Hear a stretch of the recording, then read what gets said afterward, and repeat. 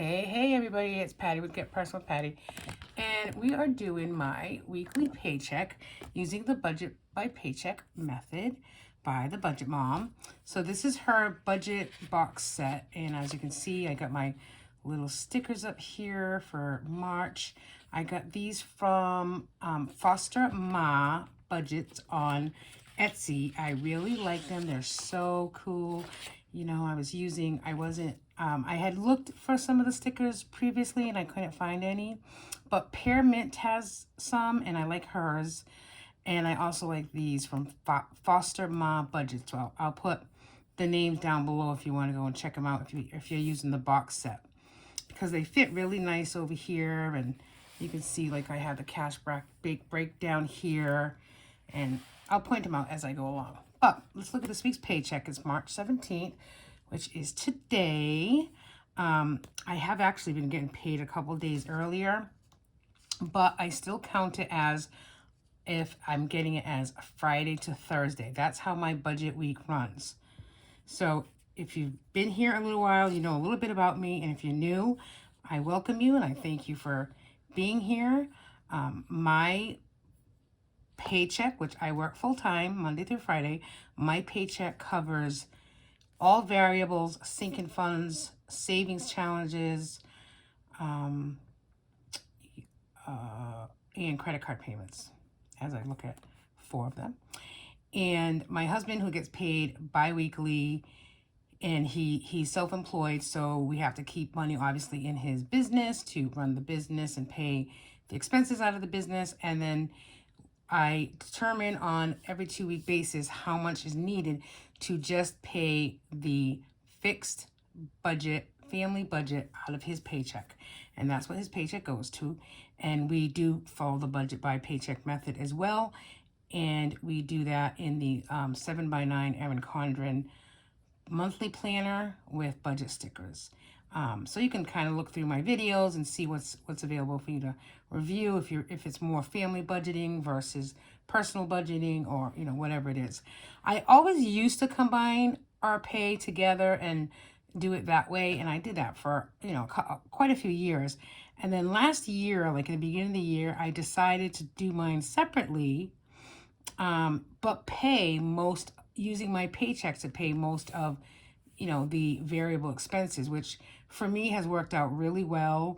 And it's put some discipline into where we're spending, what we're budgeting, and like I always say, to be intentional with both. I mean, that's my goal. I'm not here to be wealthy beyond exaggeration. Give me a break. I want to be intentionally wealthy, meaning I want to be intentional with my money, both saving, spending, and paying debt, etc. So let's just jump right into it. I usually carry a $200 cushion on a weekly basis, so that is automatically put here as income, and then it's the first thing that I take out under bills. My paycheck for this week, it was $682.25. That's working 40 hours, because previous weeks I usually run between 36 and 38, but I did work 40 hours last week, and then actually that's going to be this week too, so a penny less here or there, but probably looking at about the same thing for next week's paycheck. But that only there of that 682, so there's 682 that goes into this account, but then there's another 100 that goes into an automatically savings account that goes toward a house loan. So there you go, there you have it. So under bills, okay, so let's just say 200 plus 682.25. I'm not sure if there was any much rollover in the checking account. I'd have to go back and check, so we're gonna just leave that blank for now. But I'll show you what my bills are, and we'll go from there.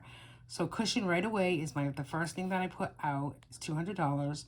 My Old Navy card doesn't have to get paid till the 23rd, so I'm not gonna pay anything on that this week. Amazon, I paid 71. Big Lots, I paid 50, and then there was only like $26 left, so I just paid it off, and that was an additional $27 this week. And Big Lots is the kind of card that I like to, if we go to Big Lots, it's mostly to get household stuff, and I really like to get it and then pay it off within a month. I mean, sure, I'd like to do that with all our credit cards, but, you know, one step at a time. And then my husband's Capital One credit card was due this week as well, and I put $50 toward that. And that's what I usually do is I make all the minimum payments on a monthly basis, but I try to throw any weeks that, you know, there's not a lot going on, you know, financially or bill-wise, then I like to throw at least $50 to a specific card. And so on as far as the bills, we have 398. That will come out right off the top because that's what you do first, is you take care of your bills first. Okay, and then here's my envelopes and my sinking funds. Every week, it's usually the same exact thing. I did add one extra little thing this week that I'm going to start doing going forward. But let's talk about envelopes. So I am cashless for groceries. I do try to take out cash for dine out, but I did take out $60. We usually do family night dine out on Fridays, and we try to stay within the $60 budget. The last few weeks, if you watched my check-in video, I mean, we're right on that $58 to $59 a week. And that's just Friday night dinners. And then we do go to breakfast on Sunday, and that usually runs us about $20. It's my husband and I and our 11-year-old daughter. So, you know, it's like $80 a week. There was a time when we would, you know, buy dinner maybe on Wednesdays or Thursdays. But, you know, I'm kind of trying to avoid that. We do have a lot of food in our freezer and pantry, and, you know, you go out to eat once for dinner and it costs $60 to $100, you kind of think twice about, you know, doing it twice a week. So I'm trying to, you know, really keep it to a minimum at that once a week for family dinner and then Sunday breakfast. And most of the time on Saturday, we do get something out. It might be just maybe a smoothie for me, or my husband gets a sandwich, but it's like 10 or 12 bucks. And we usually use our personal money for that. So that's not really, any money that we take out personally is not really included in the budget. This is when it, you know, it works for the family. And so just kind of keep that in mind, and I'll tell you why in a second. But so groceries, I'm not sure. I'm going to put $100. We don't need much, but we are hoping to hit Trader Joe's tomorrow morning. If we don't go to Trader Joe's, it's no big deal. But we'll see what happens there. So dine out, I originally did take out $60 for dinner tonight, but then because we went to dinner and it ended up being, believe it or not, 2 of us and an 11-year-old who gets chicken nuggets and french fries all the time. And she did a really good job eating tonight, but it was $118, and that is with tip. That is crazy. And now you know why I don't want to do a second night of dinner out during the week. So gas, I budgeted $60. I did already put $40 in my Jeep tonight. BJ's, I'm putting really, that really should be under sinking funds, but okay, so BJ's, I'll put $25, which I did already, $25 in that envelope. We try to go to BJ's once a month, and then my husband and I each got $30 this week. So usually I take anywhere between $10 and $25, and he was getting $50 on the off weeks when he wasn't working, when he doesn't get a paycheck, I should say.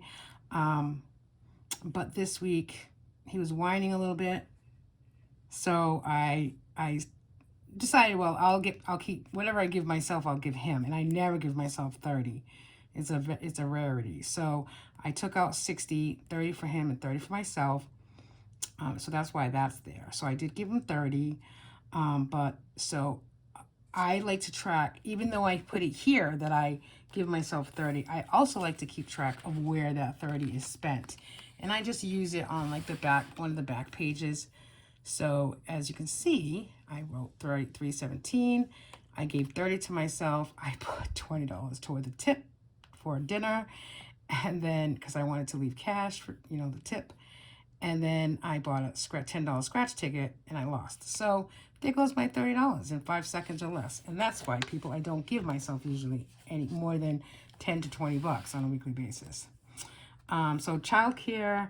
So what I did was I took the $60 cash that I was going to use for Dino, and I am putting 45, 20, 40, I think like 45 towards childcare tomorrow. So we have a new childcare person coming to see me. You know, she's met Grace, but she's coming to actually kind of hang out with her a little bit. And she's going to do 3 hours tomorrow, and we pay $15 an hour. So that's $45. So that's kind of where, you know, kind of that went. And then that's it really for envelopes, which, you know, the goal is to stay under $100 if we go to Trader Joe's tomorrow. I mean, Dino, you know, I'm for all intent purposes, I'm going to say that we budget 60, but obviously it was just one dinner out. We're already over that. So on Sunday, I believe my husband is buying breakfast, and then gas, BJ's, him and I getting money, and then the childcare. And then sinking funds this week. Basically, I have the same sinking funds every week as well. What I do in the beginning of the month, and I'll do the same thing for April, is I decide what is important for me to have for sinking funds for that month. And then I'll, you know, try to budget a little bit every week towards those goals. So one thing that I've been doing for at least a year is called the 5 for 5. So instead of going crazy and creating all these sinking funds and then getting overwhelmed that some don't get filled or some need to get filled, I break it down to 5 envelopes, 5 sinking funds. There's 3 of us, so that's 3 birthdays. We have a pool, so, you know, obviously come, you know, April, May, early June, you need to get all the chemicals for the pool, and I've been saving, you know, that an extra $5 a week that goes right into the pool fund. And that way, when spring comes and you need to buy those, you know, we want to go out and we want to get those products for the pool, then it's not like a scramble where that money's coming from. So it's 3 birthdays, the pool, and then so that's 3, 4. And then the 5th category was my dinner out with my girlfriends once a month, but as of this week I'm changing that, and it is actually going to go, there's going to be $5 going into car insurance. So really, like, our car insurance gets paid from April to, you know, March, but we haven't had a car insurance payment now since December because I paid it off in December. So the goal is just to save some money, and then hopefully for next year have that car insurance money all ready to go, so that when the new car insurance bill comes out in April, you just pay it one time and you don't have to worry about those monthly payments, you know, every month. So starting this week, but starting next week, like officially, I'm going to do 5 for 6. So $5 for 6 envelopes. It'll be 3 birthdays, pool, car insurance. So 3, 4, 5. And then the other one is putting aside $5 for the excise tax, which we just paid, I want to say $160 for 2 vehicles. So again, it's just starting early, and that's what a sinking fund is. It's putting aside a little bit every week or every paycheck, whether that's a month, a week, bi-weekly, whatever you get paid, a little bit aside from that paycheck to go toward a future goal. So, you know, the excise tax and the car insurance will be for next year, 2024. But again, when I get it, you know, by putting $5 aside right now, by the time next year rolls around, I'll already have that money saved to pay off the car insurance and to pay the excise tax without a problem. I also do a word of the month, and it's just a word, you know, whatever pops into my head for, I think of March, and I picked lucky, Lucky. So this week I'm depositing $15 for the Y in lucky. And what I do every month is I choose the word, and then I take the dollar amount for the letter, what that dollar amount is per letter and save that. And at the end of the year, and there's a video from last year. So at the end of the year, you know, last year I think it was $920 that I saved by doing the word of the year, word of the month.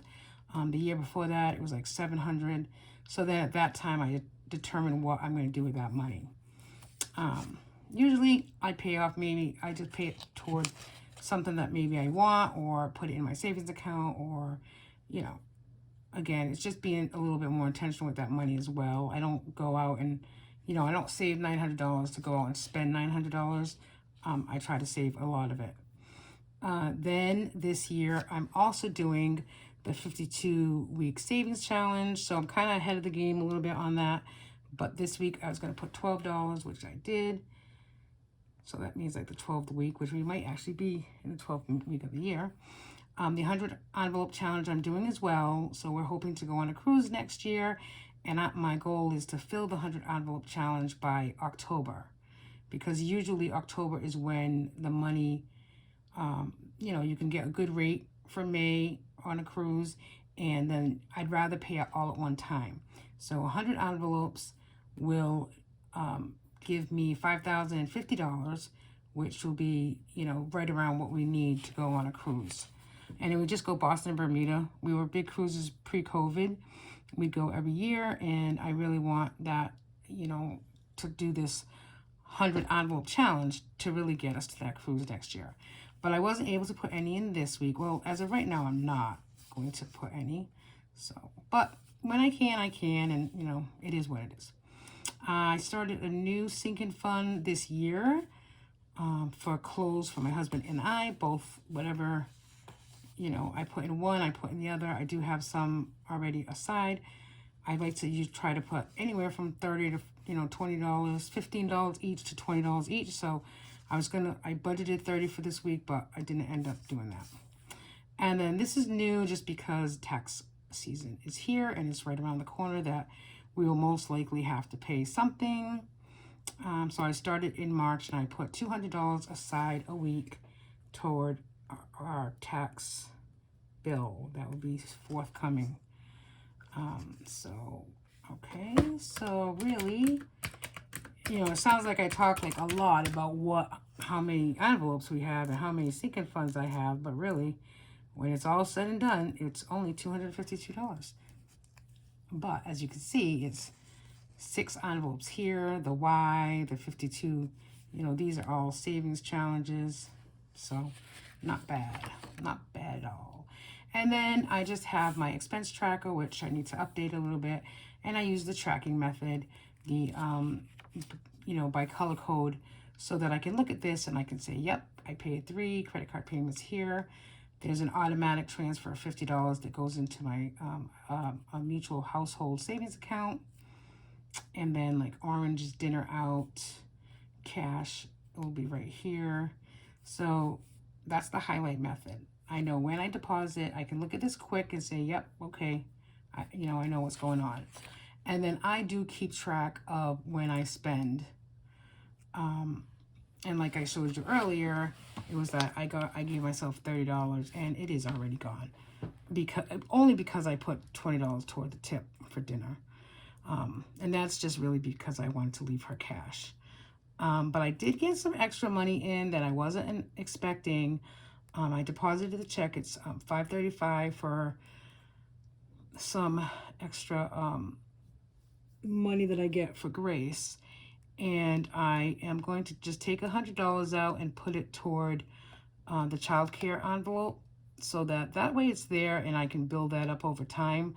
Because this new person that is going to be with us, she's going to be given cash to babysit. So I need to start kind of filling an envelope for that. And then I will probably get Grace some onesies out of this money as well. So that's kind of what I'm going to do with that. And then like that's really basically it. That's like my budget. And you know, and then next week it'll be another one of these these 3 pages that I will budget the next paycheck. And I've been doing the budget mom method now for, I would say, about 4 to 5 years. and I love it. I mean, I've been able to save. You know, when you're first starting out, it might be a little difficult. You might be not sure how to handle it if you get paid weekly or bi-weekly. The community, the budget community on YouTube is wonderful. You know, go back and watch some videos of people who started. And I think, you know, if you have any questions for me, you know, please leave them down below, and I will certainly answer them and try to, you know, communicate with you to help you out if you need help. But for us and my family, you know, the Budget Mom method has really helped us. And if nothing else, it's really just taught us to be really intentional with our money. So that's my weekly budget. I thank you for being here and watching, and I will see you soon. Bye.